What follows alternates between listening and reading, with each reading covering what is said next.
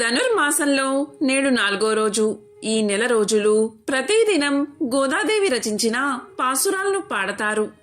ధనుర్మాసం ఈ నెల రోజులు జరిగే ఆండాలమ్మ పూజ, తిరుప్పావై, గోదా కళ్యాణం ఇవి ద్రవిడ సాంప్రదాయాలు.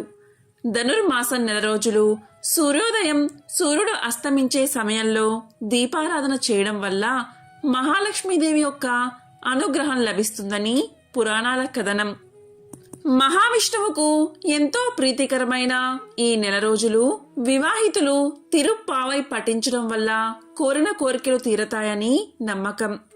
సాక్షాత్తు భూదేవి అవతారమైన అండాల్ ధనుర్మాసంలో వ్రతాన్ని చేపట్టి నారాయణ్ణి కొలిచింది. విష్ణువుని కొలిచి రంగనాథుడినే భర్తగా పొందింది.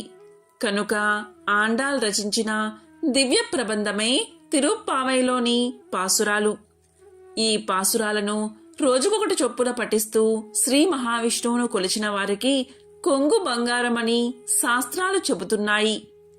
ఈ రోజే ధనుర్మాసంలోని 4వ రోజు. 4వ పాసురం, దాని అర్థం ఇప్పుడు ఈ వీడియోలో తెలుసుకుందాం.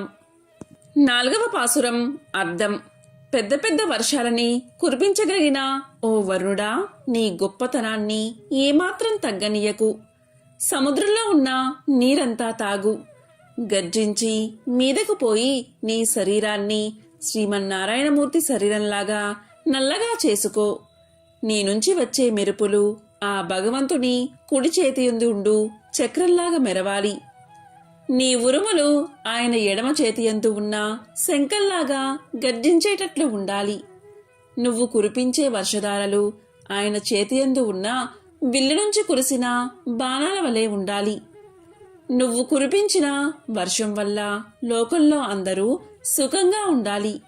మేమందరం సంతోషంగా స్నానం చేయడానికి సరిపడేటట్లు మంచి వర్షాన్ని కురిపించు అని గోదాదేవి గోపికలతో కలిసి వరుణుణ్ణి ప్రార్థించింది.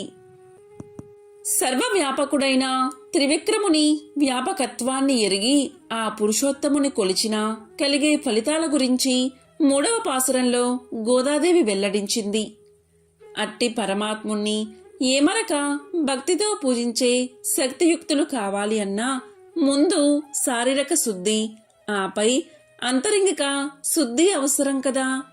అందుకే బాహ్య శుద్ధి కొరకు గోదాదేవి వర్షదేవుడైన వరుణుణ్ణి ప్రార్థించి వ్రతాంగమైన స్నానానికై వర్షించమని 4వ పాసురంలో కోరుతుంది. మేఘనాథుడగు వానదేవుడా, లోభము చూపక వర్షించుమిక. సంద్రపు నీటిని కడు పారగ గ్రోలి అటుపై మింటికి పైపైకెగసి సృష్టికి మూలమౌ హరివర్ణముని మేనికి అలముకు సిద్ధము కమ్మ. స్వామి సుదర్శన చక్రము ఓలే మెరయుచు నీవిక సిద్ధము కమ్మ. స్వామి శంఖపు నాదము ఓలే గర్జించుటకు సిద్ధము కమ్మ. సారంగ ధనువు నుండి వచ్చడు అవిరల సరంపు దారల ఓలే వర్షించుటకు సిద్ధము కమ్మ. అందలి మోదముతో మేమెల్లా స్నానమాడిదము సిద్ధము కమ్మ. లోకము సుఖించు రీతిని నీవు జడివానలు కురియా సిద్ధము కమ్మ. మా వ్రతంబును సుగమము చెయ్య బాహ్య శుద్ధికై వర్షించుటకు నీ ప్రతాపమును పొడచూపుటకు జాగు చెయ్యక సిద్ధము కమ్మ. ఇదే 4వ పాసురం యొక్క అర్థం. ఓం నమో నారాయణాయ.